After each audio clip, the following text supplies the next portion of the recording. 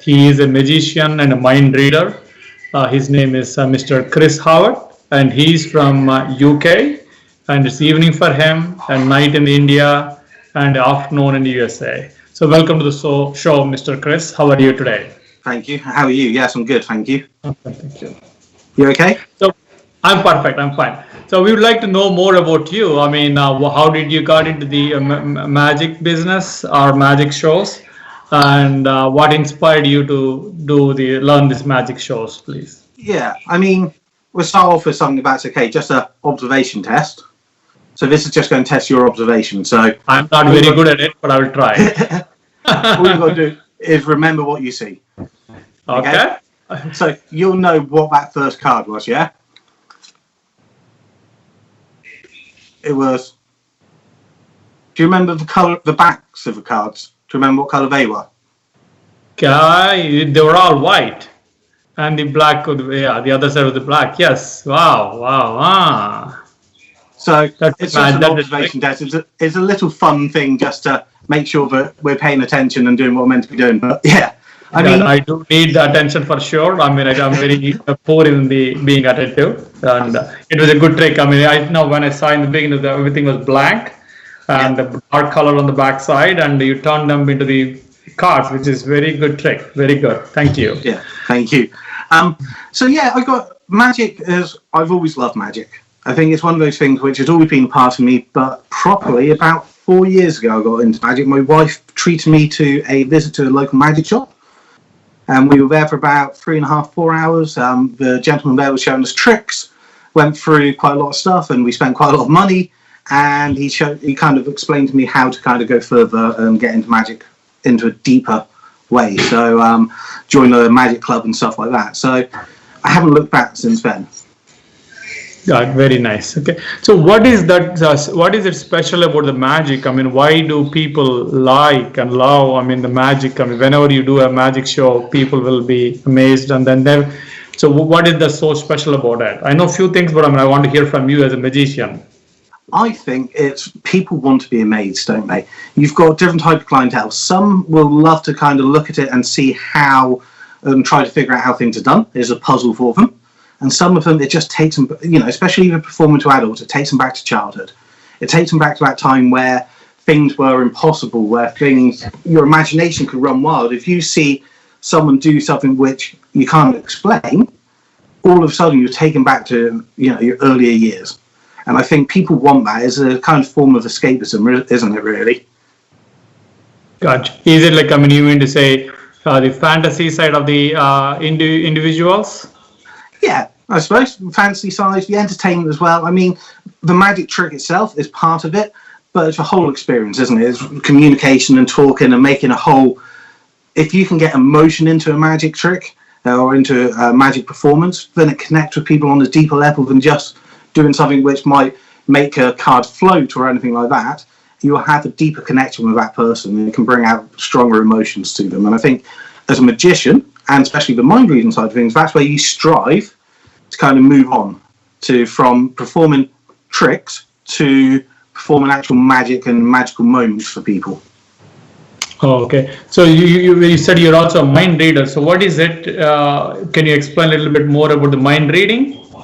So mind reading, yeah. I perform two types of magic. I do close-up and I do stage magic. The close-up magic is more magic, and then the stage is more mind reading or mentalism. So that's where you're talking to an audience and you can influence them, or you can pick up on their thoughts and read their body language, or something I've been studying a lot on is graphology. So understanding the handwriting of people and understanding how they write, what it means, and what kind of persona and personality they have. So there's lots of different kind of areas in that kind of mind reading section.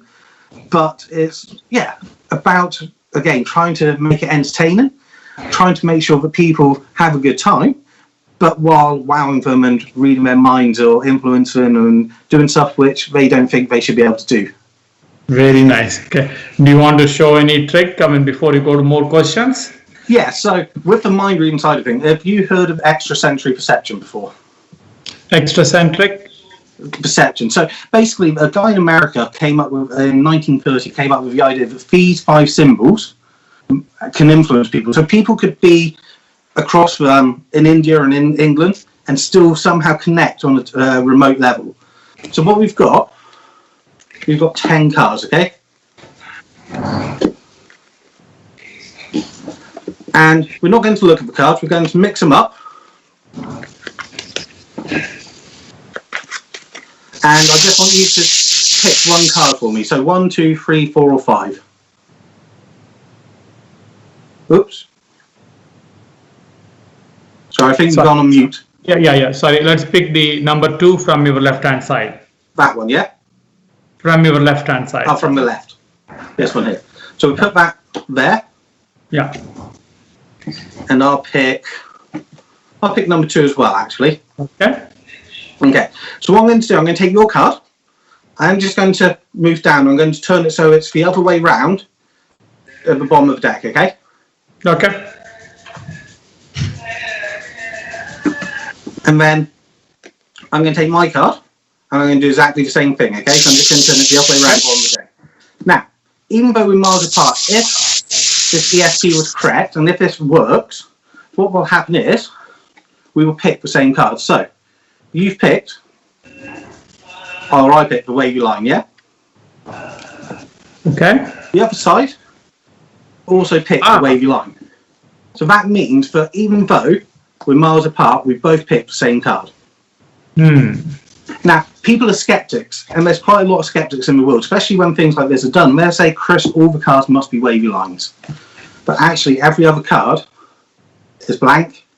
Yeah. And that just shows the connection people have. And again, it's strange doing things online, but we could do this face-to-face, and we could do exactly the same, and you would hold the cards and shuffle them yourself, and we still get exactly the same result. There's just that connection people have. Very interesting. I mean, very amazed with this trick. I mean, I've never seen this trick, at least myself. I've not seen this trick. Very nice. Very impressive. Very good. So what made you to learn? I mean, what motivated, or when did you had an idea of learning the magic or trying to be a magician? So, like I said, I've always loved magic. I think about 10 years ago, we were at a local shop, and it was their 1-year anniversary, and there was a magician going around the place doing magic at lunch. And he showed a few tricks, but one of the ones he showed was involving elastic bands, and this was what got me into magic. So he showed this elastic band that it was hooked on, so it couldn't go through this thumb or finger, and obviously it couldn't go through the band itself. But while you were watching, the band would merge and pass straight through. And once I saw that, my mind was blown. It was one of those things I wanted to know how he'd done it, and I searched everywhere and tried to find how he did it and what happened, and I loved it. I absolutely loved it. I think that trick there probably got me into magic properly, and then it progressed from there. I think seeing him do that meant that I wanted to do that. I wanted to have those moments where one person is sat there and their mind is just blown. Sometimes you're there with people and you're doing magic and you literally physically see their jaw drop to the ground, and you're like, that's the moment we kind of perform for. That's the moment where we want to actually go, I love doing what I'm doing. You know, I love the reactions of the people, and when they kind of come up to you after, go, that's amazing. That's what you want. Not for the ego, because it's not about that. It's actually about them being entertained and them having that magical moment and something they won't forget. Very interesting. I mean, that's good to know that when one particular trick has motivated you more to get into the magic, learn the magic, and then try to do those shows, which is nice. So what do you see? I mean, how many shows? I mean, kind of you've done so far. Like, I mean, what is the best performance, or I mean, which one? I mean, more like audience-wise or ambience-wise. Which one did you like? Or do you want to share any of those experiences with us? I think the first show I ever did, although it wasn't the best show by any way, shape, or means, it was once you do your first, and it was a walk-around gig, so there was 20 tables, I think, and so trying to perform to all of those. And once you kind of do your first table and they applaud you, I remember I got home that night. My wife thought I was drunk because I was so giddy. I was so kind of excited and happy that this gig had happened, it's gone well, and people were happy with what I was doing, what they'd seen. I think that moment will always make me remember what I loved about magic. That moment will make me always remember why I want to perform, the kind of the reactions you get and the way it makes you feel. I mean, I've had fantastic gigs since. I would say none better than the other. Obviously, as time is like everything, the more you do it, the better you get. And you'll learn how to interact with people differently. I've always worked in sales and customer service. So interacting and talking to people has never been a problem. It is just a case of making sure you're confident when you do it. But yeah, that moment where you entertain someone and you've got that wow, that's the moment where you're sat there and or you kind of sit there or stand there and just think to yourself, this is what I want to do. Very nice. I mean, usually when we get into a conversation or go to a meeting or any other gathering, it will be, I mean, we pick up a conversation with one gentleman and we try to engage one person at a time. And in your business, I mean, you have to engage all the audience at the same time. And you should, yes, encourage them. So go ahead, please. You want to say something? Go ahead. Yeah, with a stage show, yeah, you're entertaining however many people are there. So whether it's 50, 200 people, however many people are in that room, you've got to entertain and, you know, interact with and make it personal for them. When you've got 200 people, that's very hard to do. When you're doing close-up, it could only be a table, so you might only have 5 to 10 people. It could even be 2 or 3 people at the bar as you're walking around. Yeah. But again, you still got to have that same impact, whether it's 1 or 200 people. Still be able to try to deliver that same level and the same expectations and the same wow moments to the people. Very nice, very impressive. I know, I really appreciate the efforts and the work, all the magicians do in the world. So during this COVID, how is it affecting or impacting that line of business? I'm sure COVID has affected everybody, but how is it in the magic world? So for me, most of the magicians in the UK, I think March, again, so I've been performing 2 years and this year was pre-booked my busiest year going forward. As it is, you know, as you're getting more of a reputation and everything. And then come March, everything just cancelled. So everything I had in March, April, May, some have moved on to later on in the year, but again, they're now being moved to next year because people aren't getting married. Or the ones who are getting married, they can't have a sit-down dinner and a magician walking around. The summer fates we had are all cancelled. The birthday parties of 200 odd people are cancelled. So everything which was meant to be happening, unfortunately, is cancelled. I know a lot of magicians I talk to. A lot of them are doing online shows. I've decided I haven't done any online shows. I've got a couple prepared, but I haven't done any myself. I've been doing a lot of social media magic. So I decided 50 days ago, so I don't know, today is day 50, so it's perfect timing, to just post one quick trick on Instagram or on Facebook every day. So every day I've been posting one trick on social media, and they're quick. And the whole idea is that while people are sat at home, bored, twiddling their thumbs, looking through Netflix or whatever else, they've got a minute out of the day just to entertain themselves, just to watch something and hopefully be entertained and take them away from the normality of the day. Very nice and very nice gesture. Of trying to help people to come out of the routine and during this COVID-19 period. So, do you want to show any trick? Any other tricks? Do you have? Yeah. Please. So, I'm going to scroll down the cards, and you're just going to say stop right if you want me to stop. Okay. Stop. There? Yes. So that's going to be your card. Okay. Okay.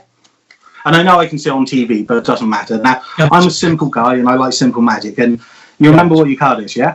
Yes, I do. So let me know when you see your card. Oh. Probably I missed it. Probably I missed it in the past. It went. Well, your card actually is not in there. It's disappeared. Oh, okay. Okay. So what happens is the card jumps from the pack and reappears in my top pocket. Wow. Okay. Interesting. Very good. Yeah. Good trick. Thank you.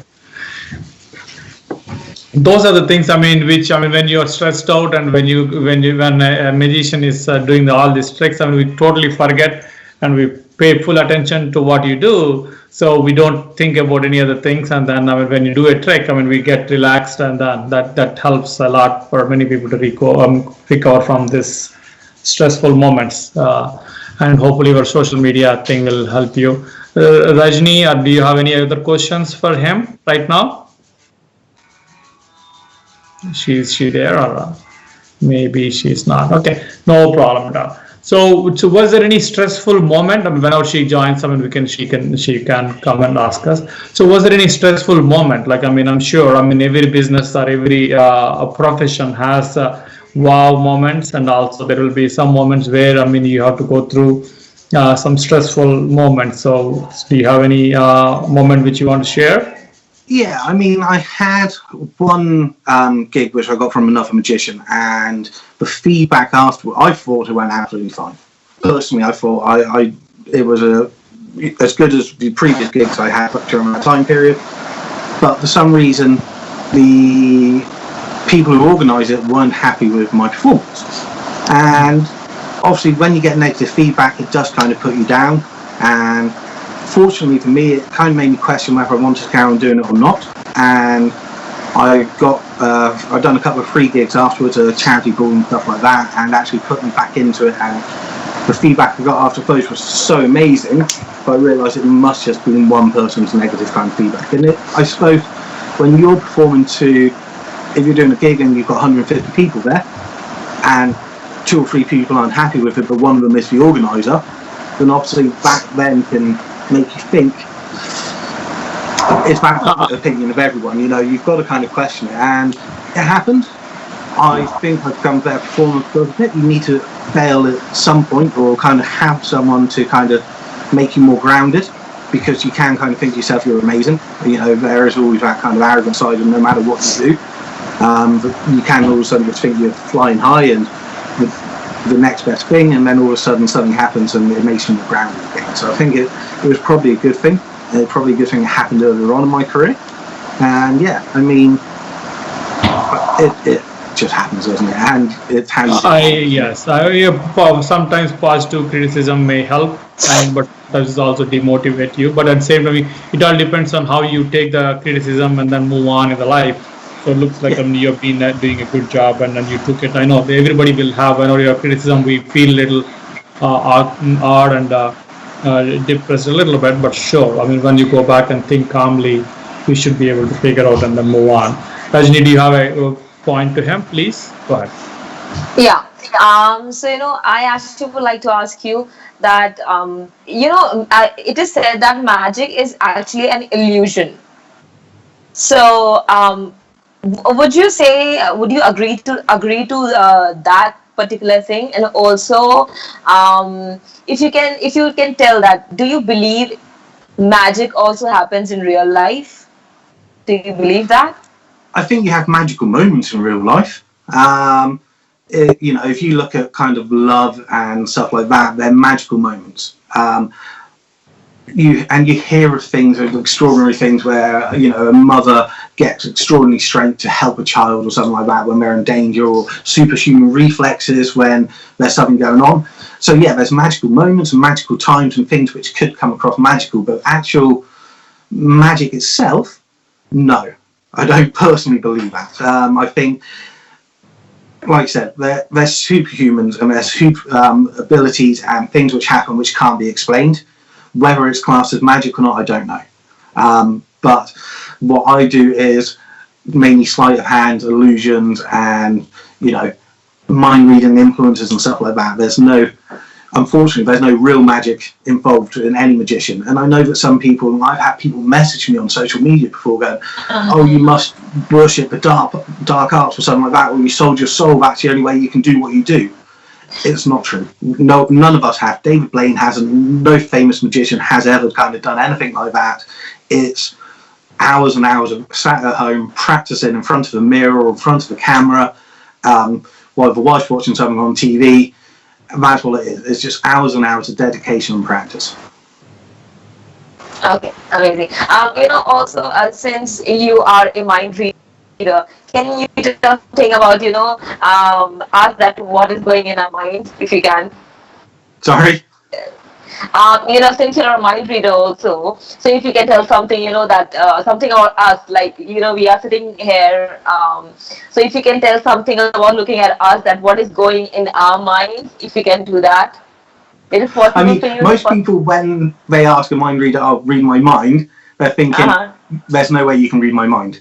That's normally what they're thinking when they're doing that. Yeah, that's the Yeah, normal true. response. I mean, again, it's harder to read people over this because, especially where there's a slight delay, because the body language and the facial expressions aren't quite as quick as what they are, and so personally, no. I'm sure if you were talking to the top end Darren Brown or someone like that, he'd be able to probably pick you to pieces and tell you everything there is to know about you. Unfortunately, my mind reading isn't the same level as some of the top mind readers out there, but it is harder than just being able to, for me anyway, to pick it. No, we totally understand. That's not an issue. So, who is your favorite role model? I mean, who is your role model for your in the magic field? So, I mean, several, and I mean, there's so many magicians in the UK and the world which you probably would never hear of, who have done fantastic lectures and fantastic kind of information and everything else in the magic community, but they're not known. I mean, for the famous ones, Darren Brown, I think his stuff is next level. He is the master of this kind of stage mentalism, stage illusion, mind reading. The hours and the dedication he's put in, I think he is probably the top of the game. Colin Cloud in America, who was on America's Got Talent, currently in Vegas, originally Scottish, he is also very, very good. When it comes to magic, people like Shin Lim and the cards and the way he manipulates cards, wow, next level. I skill levels which I don't have, and I probably never will have, to be honest with you, but he is top level as well. I think people like that, whenever you watch any magician, Penn and Teller, any magician who's the top of their game is a role model for any magician, because it's what we aspire to be, whether, a stage show in Vegas, Copperfield and Chris Angel and stuff like that. David Blaine for the walk around things, it might not be everyone's cup of tea, and it might not be every magician's kind of ideal kind of style of magic, but actually to achieve what they have achieved in their life, it's what we aspire to be. Like I said, there's so many great magicians out there though, but they're only known locally.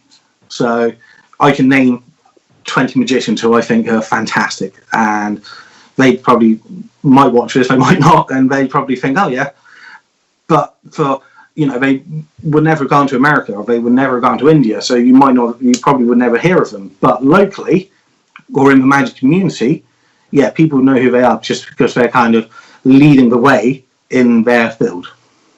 It's very nice. Nice to know about all those great stalwarts in the magic field in the UK.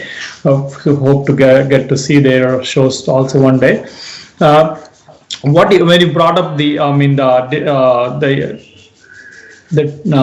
what it takes to be a magician, so what is your suggestion to the young magicians? There are many younger boys, who are aspiring to be a magician or learn magic tricks, and so what is your suggestions to them?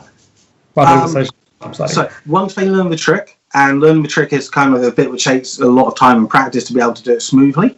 Once they've got that, they need to learn their personal skills. They need to learn how to talk to people. You could be David Blaine, you could walk up to people and be kind of quite abrupt and just kind of do magic. But generally, if you're outside and someone walked up to you and done something and walked off, you just probably think, what the heck? You need to be able to have some kind of interpersonal skills, some kind of way to talk to people and kind of make magic for them. I mean, like I said, the tricks, the hours of practice, they happen. But it's then actually learning how to interact with people and moving it to the next level, because it's going from a performer to an entertainer, isn't it? I got you. Very good. So let's hope people will take these tips and then try to get there. So do you want to show any of your favorite tricks? Go on. One we were talking about this one earlier, weren't we? Yes, earlier. So this is one, like you said, I'm waiting for this. Wow. If you think about it, kids and anyone like that, and it's just a normal card, would love that. It's just, to me, I think when I first got into magic, I was working in banking. And when I asked for the guy who was at the magic shop, I want to do something with banks, and he kind of got a £10 note out of his wallet, and he rubbed it in his hand, and he kind of just made it float a little bit in his hand. I thought, actually, could you imagine being able to do that in front of people? And levitation, I just always thought that it's a good little trick. I quite like it. It is it is amazing. I mean, kids will be attracted, and anybody would be attracted. I mean, to have a flying card in your hand, between your hands, which is very impressive. Yes. Yeah, I mean, if you're performing in person with someone and they've picked a card and it gets signed and then it appears somewhere randomly in the deck, and then all of a sudden you kind of make it float, it's their card. They know there's no kind of wires or anything. It's a magical moment. It's got that wow factor we were talking about earlier. It's like takes you back to your childhood. It shouldn't happen. There's no logic for it to happen, but it does happen. It does happen. Gotcha. Okay, very good to know about this, and good to see that one. So, anything else do you want to show? Well, let's see. Got back in. Excellent. Sure.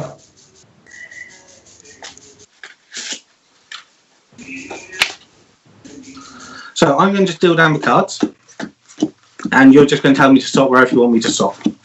Okay, and stop now, please. There? Yes. One more down or not? Yeah, that's fine. It's And then I'm just going to flip through the cards, and again, you're going to tell me to stop wherever you want me to stop. okay. Stop, please. Yeah. So I'm going to mark the cut, and we're just going to deal with the cards, okay? Okay. So we're just going to deal them in 3 piles.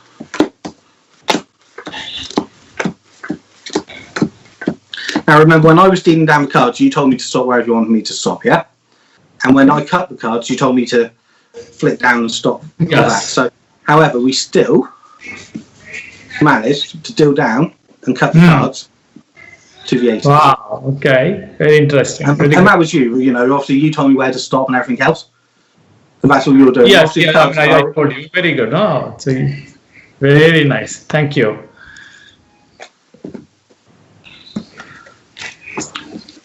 So, what else? I mean, do you do other than the magic? I mean, do you do? Yeah. Yeah. So I currently work for a motor factor as an account manager.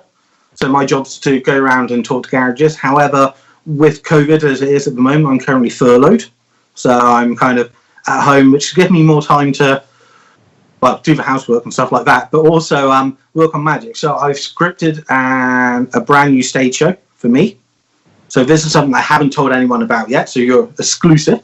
So I've scripted a brand new stage show, I've worked out the effects, and I've re-scripted it to kind of get it a little bit more how I want it to be. And hopefully when I can get into a theatre or a village hall, I can practice it as well, because it's fine practicing at home, but you can't really work out stage positioning in a kitchen or in the living room. You need an actual theatre to be able to work out where you need to stand at certain points. So I've kept myself busy doing stuff like that and learning new magic. Obviously, as I said earlier, doing these tricks every day.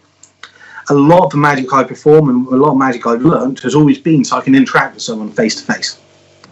When you're doing magic for social media, you don't have that person to interact with. It makes it a lot harder. You're all of a sudden talking to yourself to a camera and trying to kind of, if someone was here, if they would say stop randomly, honest, it is a random choice where you stop. I haven't done anything. And it's, so you've got to adapt everything you've learned into a new kind of way. But it makes it fun. It does. It makes it challenging, and it makes you learn and think a lot more about how you present things. So, yeah, it's fantastic. So, but yeah, like I said, main job is an account manager. Very nice. Good to hear that, and we also wish you good luck with your new way of doing the shows in the future, and we get to practice it and then do it. That's nice. So, I mean, how can you elaborate a little more on the online shows? Like, I mean, so many people are moving on to the online show, even including ourselves. I mean, we are moving to the online now, and there are many singers musicians. Everybody is moving on to the online. Even magicians are also onto the online. So you just mentioned a little brief about difficulties in the online. So can you elaborate a little more on those things if you can, please? Yeah. So I've, like I said, personally haven't done an online show, but I have online shows written and prepared, So I could, in theory, do a 45-minute show with several people. And I think depending on what network or what system you use for streaming, you can bring different people on at different times, so you can then kind of interact with a lot of different people. A lot of magicians, I've got friends, and one of the gentlemen I've planned my online show with, a guy called Ryan, he's done quite a few shows for his work, and a few other people as well. And so it's just making sure that, you know, we have something prepared. So there's a lot more people working from home. There's a lot more people who are now doing video conferencing, because they're not going to go in the office. They have to stay 2 meters or 1 meter apart from each other, so you can't go to the office. The Friday afternoon meetings over Zoom or Skype or StreamYard or whatever people use, sometimes they're quite mundane, and that's where some people employ a magician for a 20-minute show, just to kind of keep them entertained, especially where people are sat at home and working from home, and it's quite hard to keep yourself motivated when you're working from home. You know, you've got all your home distractions, knowing that you have to work. So actually keeping yourself motivated and having a magician come on the show for, you know, even 5, 10, 15, 20 minutes, just to show you a few things, just to kind of keep it light and entertaining, it's the way which the world is going. Until everything's all sorted, and you know, we don't honestly that is think. true. I agree. Yes, so we've been seeing it off late. I mean, many online birthday parties, and where they're trying to bring in some magicians too, and also the online corporate. I mean, offices, they are also bringing in some magicians. So that way, it is working out for both the people and also the professionals. I mean, who in the magic profession, it's helping both the parties, which is nice. So, do you have any? Do you want to show anything, or do you want to say anything to the audience, or anything? Well, shall we do one more? Sure, please go ahead. So, just tell me to stop wherever you want me to stop. Sure. There. Okay. So, that is going to be your card. Okay. You got that? Yes, I got it. Cool. So, we're going to put it roughly in the middle of the deck, okay? Because we want to lose your card. Now, I do, like I said, a lot of close-up and walk-around magic. And when we do that, I do a lot of stuff where sometimes I work with old people homes. And when you work, I was at one at Christmas time, and I had one of these ladies, and what she'd done is she grabbed the cards from me. She said, "Oh, you're a magician. I'm going to turn some of the cards face up, some of the cards face down. And if you're a magician, what you can do, you'll be able to sort those out for me, won't you?" I was like, well, that's going to be a pain, isn't it? So when I was looking through decks, some cards were face down. Some cards were face up. Okay. Wow. Obviously, some cards are back to back. Which makes everything a pain, but I am a magician. So all of a sudden, what will happen is all the cards sort themselves out, apart from one card. Wow. What was your card? I've not seen my card. Sorry? Was that your card? Yes.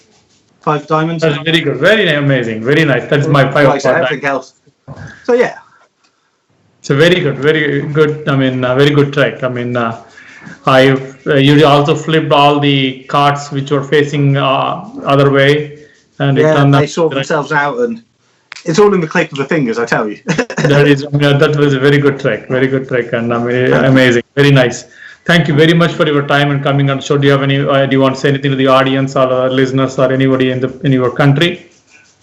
Just, you know, if you get a chance to see a magician, enjoy it.